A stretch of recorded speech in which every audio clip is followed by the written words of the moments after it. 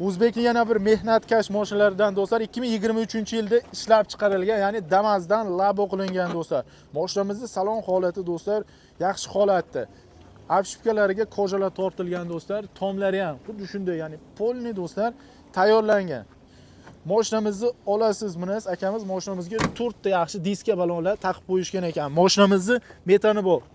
Ya'ni orqasida mana tentlari, bortlari bor. Olasiz, primoy ertadan mehnatni bosasiz. Ya'ni ertadan tolka O'zbekning pul topar mashinasi bilasizlar. Mehnatga chiqib ketaverasizlar.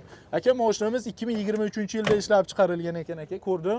Mashinamizning motor, hadovoy korobkalarida ishi bormi? Yo'q, ishi yo'q. Oladi, minadi. Gen bo'ladimi, chiqadimi aka? Yo, oformitmi? Men o'zim gendaman. Oformitga? Oformit qilsa yaxshi bo'ladi. Yo, 1-2 oyga kelsangiz bo'ladi. Bo'ladi. Aha. Qancha so'rayapsiz? Yili bozor qancha qildi bugun aka? 6,5 ming deyapmiz. 5400 qildi oxir. Ustiga yursa gaplashasiz aka.